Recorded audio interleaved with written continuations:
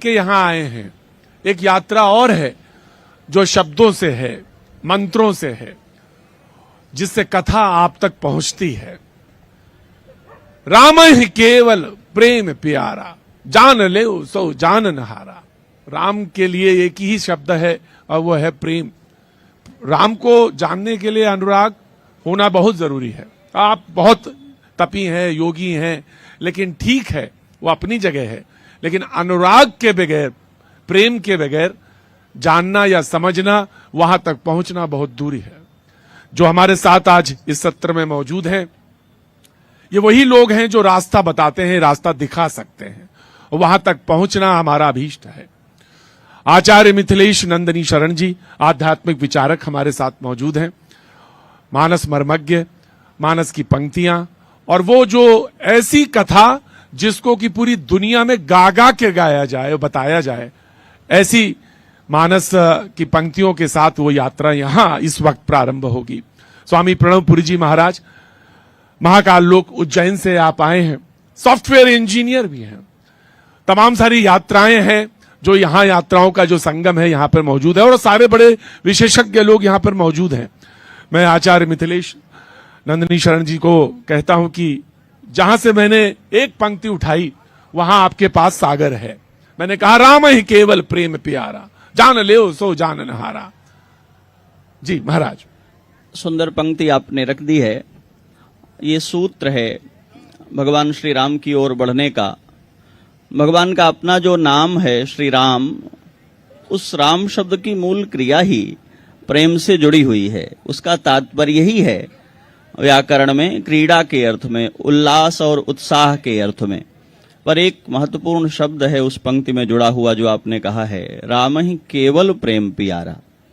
ये एक घोषणा है, श्री राम के विषय में एक प्रतिज्ञा का उद्घोष है। प्रेम तो संसार में सर्वत्र देखा जाता है, फिर ऐसा कौन सा प्रेम है जो श्री राम के लिए प्रिय होता है और हमें श्री राम की ओर ले जाता है। संसार का जो नाम रूप का ये अनंत विस्तार है, ये सारा ही प्रेम से भरा हुआ है। पर इस प्रेम की कोई एक ऐसी उत्कृष्ट प्रजाति है जो जीव को ईश्वर के सम्मुख कर देती है, और प्रेम की उस प्रजाति को अभिव्यंजित करते हुए गोस्वामी पाद ने कहा, प्रेम मात्र नहीं, केवल प्रेम। और आगे उसका विस्तार करते हुए एक दोहे में कहा, नहीं केवल प्रेम, केवल कहने से स्पष्ट नहीं होता हो, ऐसा प्रेम जो आपको कैवल्य की अवस्था में ले जाए, ऐसी प्रीति जहां श्री राम के अतिरिक्त कुछ भी और शेष नहीं रहे, मात्र श्री राम की ही प्रतीति शेष रहे। मैं गोस्वामी जी के एक दोहे से इस बात को आपकी इस पंक्ति का विस्तार देता हूं, जिसमें वो कहते हैं कि बने तो रघुबर से बने, कह बिगड़े भरपूर, तुलसी बने जो औरते, ता बनबे पे धूर। हम संसार में जिससे भी हित सद है उससे प्रीति करने को प्रस्तुत हैं, तो यह प्रीति हमें श्री राम से नहीं जोड़ती है। जब ऐसी प्रीति श्री राम से हो कि संसार शून्य हो जाए, ऐसी प्रीति जगह कि संसार में किसी और पदार्थ की कामना शेष नहीं रहे, तो वह पंक्ति घटित होती है जो आपने पढ़ी है, राम ही केवल प्रेम प्यारा। और जिनको श्री राम से प्रेम हुआ है, वे विभीषण हों, वे सुग्रीव हों, वे वानर भालु हों, उन्होंने बाकी सब कुछ छोड़ दिया है, केवल श्री राम का वर्ण किया है, क्योंकि भगवान कैवल्याधिपति हैं। एक बड़ी मशहूर कहावत है इंग्लिश में, जो अपने जीवन में ईश्वर को दूसरे स्थान पर बिठाता है, वो असल में उसे विस्थापित करता है, क्योंकि मनुष्य के जीवन में परमात्मा सदैव प्राथमिक है, कभी द्वितीयक नहीं हो सकता है। तो जो श्री राम को प्रेम करता है, संसार की बाकी सारी अतृप्तियां, आकांक्षाएं, कुंठाएं उससे निवृत्त हो जाती हैं। श्री राम को पाने के बाद कुछ और पाना शेष नहीं रह जाता। महाराज जनक के दूतों ने झलक भर देखी है राम जी की, और अयोध्या आए हैं संदेश लेकर के। महाराज दशरथ ने उनसे पूछा है, हमारे बच्चे कैसे हैं, तुमने देखा है? एक निगाह जिन दूतों ने श्री राम को देखा है, वो कहते हैं महाराज हमने देखा है, और उस देखने का प्रभाव ऐसा है कि देव देख तव बालक दोऊ, अब न आंखें तर आवत को। हमने ऐसे देखा है उनको कि अब और किसी को देखने की लालसा हम में शेष नहीं रही है। महाराज जी, फिर प्रश्न ये एक और खड़ा हो जाता है, और इसको ऐसे ही, मतलब इसको सिर्फ पत्रकार की दृष्टि से नहीं, जो मानस को पढ़ते हैं, और सवाल इसलिए, प्रश्न इसलिए कि लोगों को वो अंतर, वो भेद स्पष्ट हो। तो शूर्पणखा ने भी तो राम को देखा, बहुत अच्छी बात है। वो भी तो प्रेम ही था। बहुत। उन्होंने कहा कि मैं आपको पाना, उन्होंने कहा कि मैं तो पाना चाहती हूं, तुम पुरुष न मम सब नारी, तो तुमसे जैसा ना तो कोई पुरुष है और ना मेरे जैसी नारी, तो प्रेम तो वहां भी है, तो फिर वह भेद कैसा है? यही पंक्ति है जिसके रहस्य में आपको जाना है। शूर्पणखा को श्री राम से जो प्रीति हुई है, यद्यपि वह राक्षस भाव होने के कारण उसकी चेतना कुंठित है, लेकिन इतनी बात तो उसे भी समझ में आ गई है कि महाराज हम जिसको पुरुष कह करके समझ रहे हैं वो असल में आप पुरुष नहीं हैं, पुरुषोत्तम हैं, और मैं जो अपने को नारी कहकर प्रकट कर रही हूं, मैं नारी नहीं हूं, मैं राक्षसी हूं, मैं बन करके नारी आई हूं। तो हम दोनों में क्या समता है? कहा जैसे आप पुरुष नहीं हैं पर अपनी कृपा के वशीभूत पुरुष बन करके विचरण कर रहे हैं, माया मनुष्यो हरि कहा गया है। हाँ। ऐसे वो कहती है कि मैं भी नारी नहीं हूं, मैं नारी बन करके यहाँ माया से विचरण कर रही हूं। आपने भी माया को अधिग्रहित करके उसके बल पर पुरुष का वेश धारण किया, मैंने भी माया का ही उपयोग करके स्त्री का वेश धारण कर लिया है, तो मैं आपकी कृपा की पात्र हूं। लेकिन शूर्पणखा का प्रेम, मैं एक पंक्ति में आपको महर्षि वाल्मीकि की ओर ले जाऊंगा, क्योंकि गोस्वामी जी महाराज बिना उनके प्रसाद के अपने अर्थों को व्यक्त नहीं करते।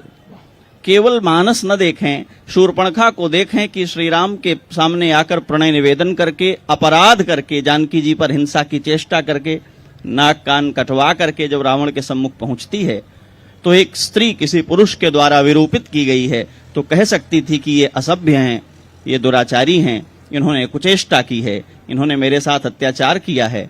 पर आप देखिए भला कि शूर्पणखा परिचय क्या देती है। तरुणो रूप संपन्नो सुकुमारो, वे दोनों किशोर बड़े सुकुमार हैं जिन्होंने हमारी नाक कान काट लिए हैं। कौन मानेगा ये कि जिसके हाथों नाक कटा के आए उसको सुकुमार कहें? और महाबलो पुंडरीक विशालाक्षो, कमल नेत्र हैं, चीर कृष्णा जिनांबरो, पुरुष के द्वारा अत्याचार सह करके आई हुई स्त्री कह सकती थी कि उनके भीतर कोई चारित्रिक दोष है, पर वो कहती है फलमूलाशिनो दांतो तापसो ब्रह्मचारिणो, फल मूल खाने वाले, मन और इंद्रियों पर नियंत्रण रखने वाले, वो दोनों ब्रह्मचारी हैं। ये शूर्पणखा प्रथम दृष्टि में श्री राम को देख करके समझ गई है, उनको ये बिना प्रेम के समझ में आने वाला नहीं है। प्रणव जी, बहुत सुंदर आपने चर्चा प्रारंभ की। राम ही केवल प्रेम प्यारा। प्रसंग आता है भैया कि जब प्रभु श्री राम राज्याभिषेक करके और अयोध्या जी में आ गए, तो माता कौशल्या ने यह विचार किया कि मेरा पुत्र 14 वर्ष बाहर रहा है, और एक माता जैसे अपने पुत्र को हाथों से अपने खिलाने की इच्छा होती है। जब हॉस्टल भी पुत्र जाता है तो टिफिन बना के भेजती है, कुछ नमकीन भेजती है। तो माता कौशल्या को लगा कि आज श्री राम को मैं अपने हाथों से भोजन कराऊंगी, और उन्होंने भोजन कराया।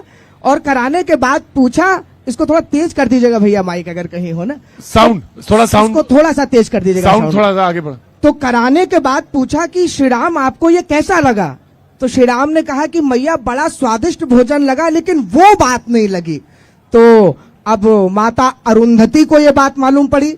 गुरु ग्रह गए पढ़न रघुराई, अलप काल विद्या सब आई। तो माता अरुंधति ने सोचा कि गुरुकुल में रह के श्री राम ने मेरे हाथों का कोई व्यंजन ऐसा कर लिया होगा जो उनको अच्छा लगा। तो माता ने भोजन कराया, गुरु माता ने। राम कैसा लगा? माता बड़ा स्वादिष्ट है, किंतु वो बात नहीं है। अब तो हल्ला हो गया, मिथिला नगरी तक बात चली गई, और जनकपुरी में बहुत दिवस हुई ही पहुनाई, बहुत समय तक बारात रुकी थी।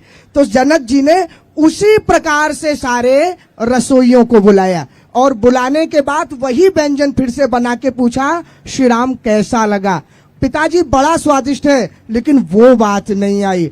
अब तो पूरे देश में ये चर्चा का विषय बन गया कि ऐसा कौन सा स्वादिष्ट भोजन भगवान ने कर लिया जो कह रहे हैं वो बात नहीं। तो इसकी पुष्टि गोस्वामी तुलसीदास जी महाराज ने विनय पत्रिका में कहते हैं कि घर गुरु ग्रह प्रिय सदन सासुरे, भाई जब जहां पहुनाई, जहां जहां आतिथ्य सत्कार हुआ, कैसा लगा भोजन? केवल एक ही बात, ताह तब कह सबरी के फलनी की, रुचि माधुरी न पाई, जानत प्रीति रीति रघुराई। भगवान प्रेम की रीति को समझते हैं। एक और पद इसमें गोस्वामी जी लिखते हैं, वशिष्ठ जी महाराज श्री राम के उस स्वरूप का वर्णन कर रहे हैं, ब्रह्म स्वरूप का, कि सहज स्वरूप कथा मुनि भरनत। तो भगवान ने अपना माथा झुका लिया और नीचे देखने लग गए। अच्छा नहीं लग रहा उनको। सकुचि रहे सिरुनाई। तो प्रभु क्या सुनना चाहते हो? कहते हैं गुरुदेव वही मेरी मित्रता मेरे प्रेम की कथा सुना दीजिए।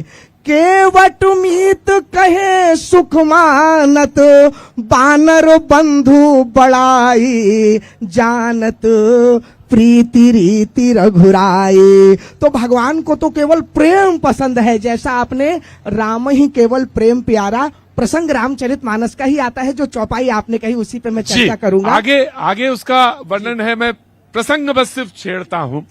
सरयू के तट पे बैठा हूं तो वो प्रसंग भी आता है जब केवट है, और वो केवट है वो भी प्रेम है, और लेकिन वो प्रेम में मांगता है उनसे, कहते मुझे तो दे के जाए। तो ये कैसा प्रेम है फिर कि प्रेम में मांग ले कोई? प्रेम में तो दिया ही जाता है। फिर ये कैसा है कि वो प्रेम में मांग रहा है प्रभु से? बहुत बहुत प्यारा प्रसंग आपने रखा है, लेकिन इसको करेक्ट करने की जरूरत है जी। केवट वो नहीं है जिसने मांगा है, केवट वो है जिसने दिया हुआ भी लौटा दिया है कि महाराज मैं तो पहले ही तृप्त हूं। प्रेम की क्रिया क्या है हमें यह समझना होगा। जो प्रभाव से उत्पन्न होता है वो आकर्षण है, वो भूख है, वो जरूरत और आपूर्ति है। जो स्वभाव से उत्पन्न होता है वो प्रेम है। वाह। ये हमें इसका अंतर पहचानना होगा। और भगवान श्री राम के सम्मुख पड़ने के बाद केवट के भीतर प्रीति जगी है, इसलिए उसने मजदूरी नहीं मांगी है, कहा हमें आपके चरण पखारने हैं। और ये मांगना प्रेम का अधिकार है, ये लेने और देने जैसा विषय नहीं है, क्योंकि जिस समय वो ले रहा है उसी समय कुछ दे भी रहा है। और समझना ये होगा कि भक्ति शास्त्र के आचार्यों ने ये कहा है कि जो कुछ भी आदान करे वो प्रेम है ही नहीं, सतु प्रदान मात्रम।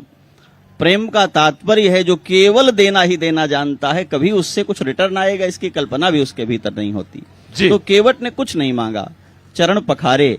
और मैं रहस्य की एक बात कहकर ये प्रसंग छोड़ूंगा। जब पार उतर करके गए हैं तो प्रभु सकुचे, भगवान को संकोच है कि इसे कुछ देना चाहिए। केवट कहता है महाराज अभी भी आप हमारे हृदय का मर्म नहीं पहचान पाए। यदि मैं आपका प्रेमी ही हूं तो क्या लेना देना शेष रह गया है? कुछ नहीं चाहिए। और एक निर्धन केवट जिसने कहा था कि मेरे घर में पात भरी सहरी सकल सुत बारे बारे, घर में पत्तल भर मछली है, छोटे छोटे बच्चे हैं, कोई दूसरी आजीविका नहीं है, इसी नाव के सहारे परिवार पालता हूं, वो कहता है मुझे मजदूरी नहीं चाहिए। लेने वाला अकेला, देने वाले तीन, बहुत कीन प्रभु लखन सिय, नहीं कछु केवट ले। तो जब उसने कुछ नहीं लिया तो भगवान ने क्या दिया?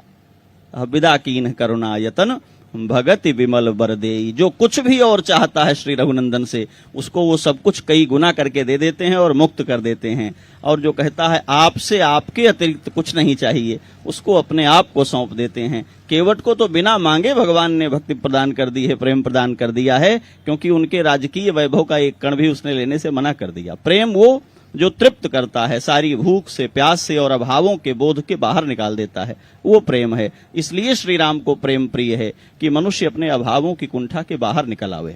और ये जब शिखर पे पहुंचता है तो हनुमान जी प्रकट होते हैं। वो राम और हनुमान का जो प्रेम है, वो जो उसके बीच में जो कोई है ही नहीं, कुछ है ही नहीं, तो वो जो प्रसंग है वो उसका एक और उदात्त उदाहरण है। बिल्कुल आपने सुंदर बात कही। जब हनुमान जी महाराज माता जानकी की खोज करके वापस आए, तो देखिए प्रेम का एक स्वरूप यह भी होता है कि आप अपने आदरणीय से प्रेम करते हैं, आदरणीय आपको वात्सल्य प्रदान करता है, किंतु वो मर्यादा बीच में रहनी चाहिए। कहीं हनुमान जी महाराज ने प्रभु के साथ उस मर्यादा को नहीं तोड़ा। प्रसंग आता है जब माता जानकी से बात करके हनुमान जी वापस प्रभु के पास जाने लग गए, तो हनुमान जी ने कहा माता ऐसा है कि जब मैं यहाँ आया था तो प्रभु से आपकी मुंदरी इस कारण लेकर आया था कि कहीं आपको संशय ना हो जाए कि मैं रावण का ही कोई मायावी बानर आदि हूँ। तो माता अब मैं वापस जा रहा हूँ, आप कोई ऐसी साथ में वस्तु दे दीजिए, कोई ऐसी बात बता दीजिए कि प्रभु भी ऐसा ना सोचे कि हनुमान जी यूं ही आ गए। तो चूड़ामणि दी, लेकिन कहा माता अभी आपने संशय किया, मुझे रामदूत में मातु जानकी कहना पड़ा, तो आप कुछ और ऐसी बात बता दीजिए जो केवल आप दोनों के बीच में रही हो। देखिए माता जानकी क्या सुंदर हनुमान जी से कहते हैं, हनुमान जी ऐसा करना, तात सकृ सुत कथा सुनायो, बानो प्रताप प्रभु ही समुझायो। वो जो जयंत ने मेरे चरण में चोंच मारा था ना, सीता ही चरण चोंच हति भागा, मूड मंद मति कारण कागा, वो कथा सुना देना। एक क्षण में प्रभु ने बाण निकाल लिया था और देखो मैं यहाँ पे बैठी हूं, अभी तक प्रभु का बाण नहीं चल रहा। जाके कथा सुनानी है, लेकिन साथ में संकोच भी है कि पति पत्नी के बीच की बात है। प्रभु को यह स्मरण दिलाना है कि प्रभु बाण चलाइए। हनुमान जी महाराज प्रभु श्री राम के पास जाते हैं। प्रभु कहते हैं एक बात बताओ हनुमान जी, कैसी है जानकी जी, आप कुछ उसकी स्थिति बताइए माता जानकी की। तो कहते हैं देखो प्रभु, ऐसी स्थिति है जैसी स्थिति आप एक बार देख चुके हैं माता जानकी की। देखिए संकेत दे रहे हैं। कहां देखी? बोले प्रभु जिस समय आप धनुष उठाने जा रहे थे, धनुष यज्ञ का प्रकरण है, और प्रभु चले जा रहे थे, तो गोस्वामी जी ने लिखा सहज ही चले सकल जग स्वामी, मत मंजुवर कुंजरगामी। जैसे मदमस्त हाथी चलता है और वहां सबकी धड़कनें बढ़ रही थी कि जल्दी धनुष उड़ जाए।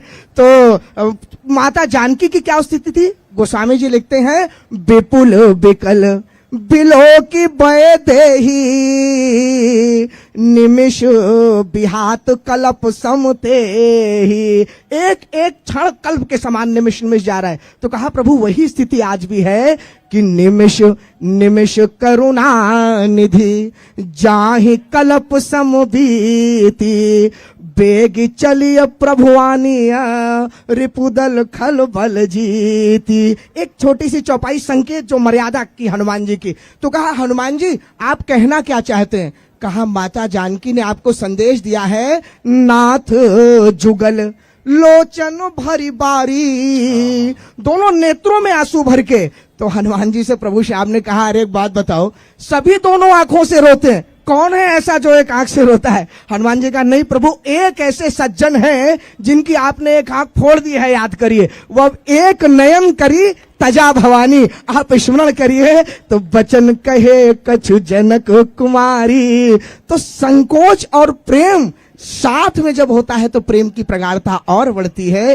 प्रसंग तो इतने हैं जो भैया ने उठाया, लेकिन समय के सच ये है कि प्रेम का एक और उदात्त उदाहरण ये है कि कथा वही है, कहने वाले भी सब वही हैं, सुनने वाले भी सब वही हैं, लेकिन प्रेम देखिए सारे मर्मज्ञ के सामने बैठे हैं, सारे प्रसंग जानते हैं, लेकिन फिर भी सुनने के लिए आतुर हैं।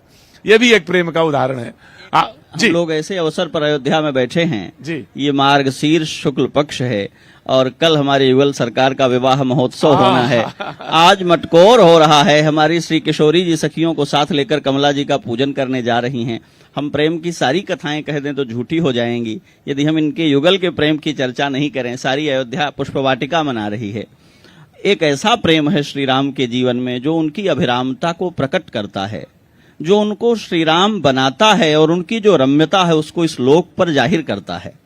और वो है महाराज जनक की पुष्पवाटिका में मालियों की अनुमति लेकर के दोनों भाई हाथ में दोना लिए हुए तुलसी पुष्प चुनने गए हैं और पहली बार उनके कान में किसी के पायल की घुंघरुओं की ध्वनि आई है तो सिहर गए हैं। राजकुल में भगवान का प्राकट्य हुआ है तो पहली बार पायल की ध्वनि सुनाई पड़ रही हो ऐसा नहीं है। माताओं ने पालन किया है, कोई बाबा जी के आश्रम से तो निकल कर नहीं आए हैं, लेकिन जब आज उनको सुनाई पड़ती है वो ध्वनि तो गोस्वामी पाद कहते हैं कि कंकन किंकिनी नूपुर ध्वनि सुनी, कहत लखन सन राम हृदय गुनी।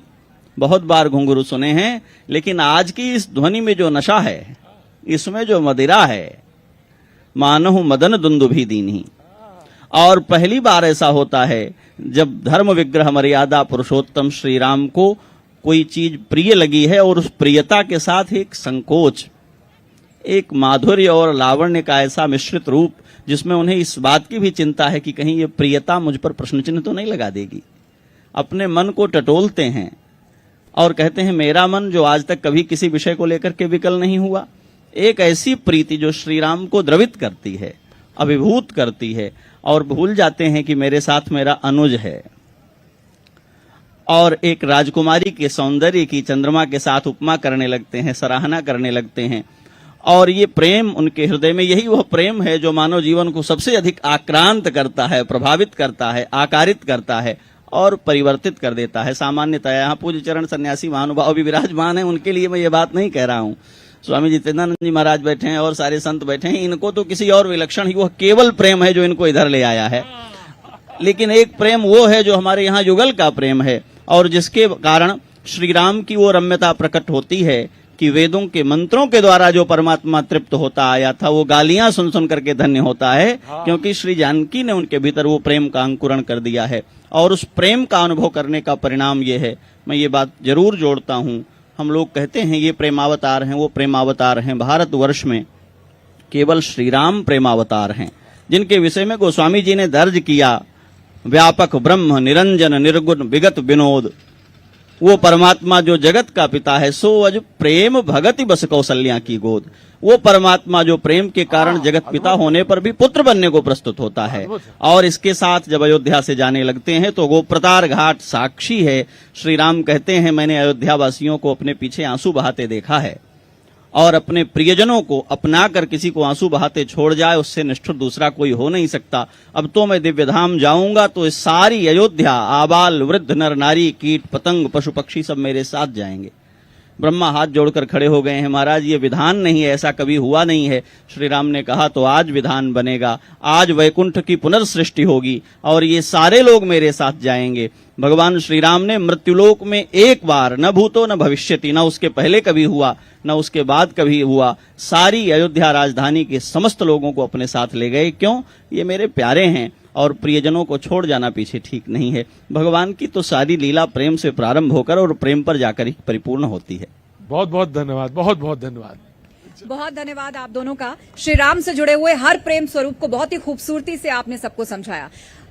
हमारा अनुरोध है, कृपया मंच पर बने रहे, क्योंकि न्यूज 18 आपको सम्मानित करना चाहता है, और उसके लिए मैं स्टेज पर इनवाइट करना चाहूंगी editor news 18 India and Hindi digital Jyoti Kamal ji को। कृपया वो मंच पर आएं और हमारे मेहमानों का धन्यवाद करें।